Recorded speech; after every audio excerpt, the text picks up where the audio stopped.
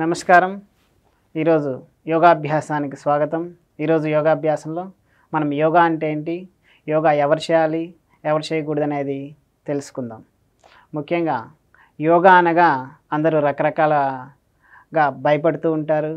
అమ్మో, యోగా అందరూ చేయాలా, చేయకూడదా అనేసి చాలా అపోహలు కూడా ఉన్నాయి.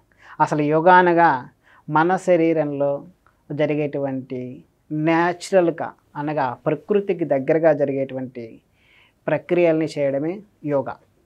అనగా మన శరీరంలో 2 రకాల బాడీలు ఉంటాయి. దాన్నే మనం అసిడిక్ నేచర్ అంటారు, ఆల్కలైన్ బాడీ అంటారు. అసిడిక్ నేచర్ ఎక్కువగా ఉన్నప్పుడు మన శరీరంలో రోగాలు అనేది వస్తూ ఉంటాయి.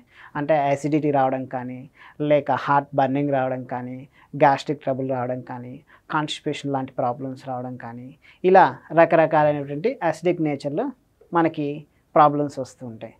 దాన్ని మనం ఆల్కలైన్ నేచర్లోకి అనగా మన బాడీలో ఎంత హార్మోన్స్ ఎలా ఉండాలి, లేక అడ్రినల్ ఎలా ఉండాలి, మన శరీరంలో సెంట్రల్ నర్వస్ సిస్టంలో ఎంత హార్మోన్స్ ఎంత రిలీజ్ చేయాలి, అవన్నీ కూడా ప్రాపర్గా రిలీజ్ చేస్తే ఆల్కలైన్ బాడీ అంటాం. అసిడిక్ బాడీలో మనకేమవుతాయంటే మన శరీరంలో అన్నిటి రకరకాలైనటువంటి రోగాలు వస్తుంటాయి. ఆల్కలైన్ బాడీలో ఆ రోగాలను కంట్రోల్ చేస్తాం. సో ఈ యాసిడిక్ నేచర్ నుంచి ఆల్కలైన్ బాడీగా మార్చడానికి మనం చేసేటువంటి ప్రక్రియలనే మనం యోగాభ్యాసము అంటాం. దీనికి జిమ్ చేయొచ్చు కదా, లేక వాకింగ్ చేయొచ్చు కదా అని అంటున్నాం. కానీ యోగా చేయడంతో మనకేం జరుగుతుందంటే మన యొక్క శరీరంలో ఆసనంతో పాటు మనకి ప్రాణాయామం జరుగుతుంటుంది. అంటే బ్రెత్ మనం తీసుకుంటూ ఆసనంలోకి వెళ్తాం, మళ్ళీ బ్రెత్ని వదిలేస్తూ ఆసనంలో నుంచి బయటకు వచ్చేస్తాం. సో మనకి ఆక్సిజన్ లెవెల్స్ పెరుగుతాయి. అదే జిమ్లో అయితే మనకేమవుతుందంటే హార్ట్ బీట్ పెరుగుతుంది, బ్రెత్ ఎక్కువ తీసుకుంటాం. అనగా శ్వాసల నిమిషానికి 20 నుంచి 30 దాకా తీసుకుంటాం. దానికి దీనికి డిఫరెన్స్ అది. అదే యోగాలో అయితే తొందరగా అలసిపోము. నెక్స్ట్ ఎనర్జీ అనేది బాడీలోకి ఇన్బిల్ట్గా లోపలికి వెళ్తూ ఉంటుంది. అంటే ఆక్సిజన్ లెవెల్స్ వెళ్తుంటాయి, అలానే గ్లూకోజ్ లెవెల్స్ అనేది వెళ్తుంటాయి. దానికి దీనికి ఇలా డిఫరెన్స్ ఉంటుంది. ఇలా యోగా ఎవరు చేయాలి అంటే 8 సంవత్సరాల నుంచి మనం జీవితాంతం కూడా ఈ యోగా అనేది మనం చేయవచ్చు.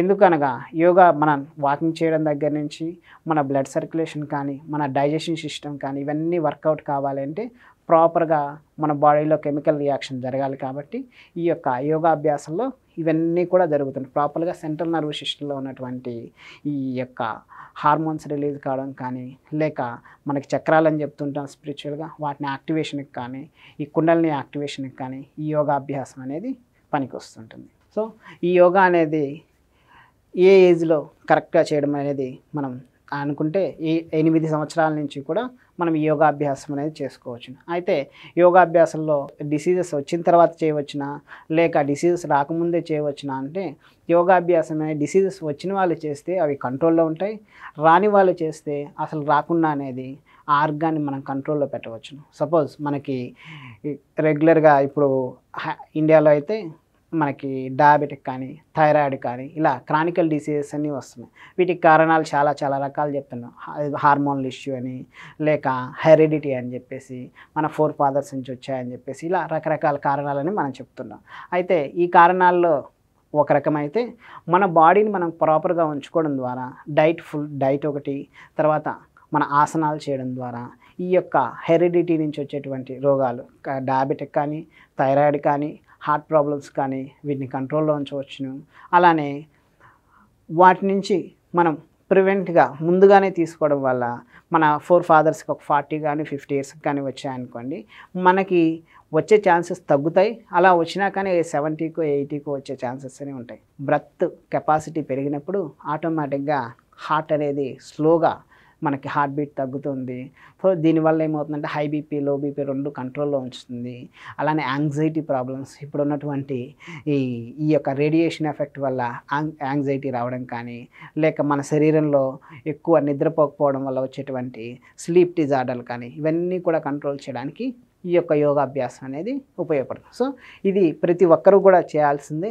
దీనికి ఏజ్ అనేది 8 సంవత్సరాల నుంచి మాత్రమే. ఇది ఎవరైనా చేయవచ్చును, ఎప్పుడైనా చేయవచ్చును. దీనికి ఒకే ఒక కండిషన్ ఏంటంటే ఎంప్టీ స్టమక్తో ఉండాలి, పరగడుపునే చేయడం కరెక్ట్, అనగా ఉదయాన్నే చేయడం కరెక్ట్. లేదు కుదరటం లేదు, ఉన్న మన యొక్క వర్క్ షెడ్యూల్ని బట్టేసి మధ్యాహ్నం వర్క్ షెడ్యూల్ ఉన్నా కానీ లేదా నైట్ షిఫ్ట్లు ఉన్నా సరే ఎంప్టీ స్టమక్తో చేయడం అనేది కరెక్ట్. ఇలా యోగాభ్యాసాన్ని మనం ఎవరైనా చేసుకుంటూ ఈ యొక్క యోగా ద్వారా వచ్చేటువంటి బెనిఫిట్స్ని ప్రాణాయామం ద్వారా కానీ లేక మన ఆసనాల ద్వారా కానీ వాళ్ళ యొక్క హెల్త్ ఇష్యూస్ నుంచి కానీ హెరిడిటీ ప్రాబ్లమ్స్ నుంచి కానీ మనం బయటపడవచ్చు.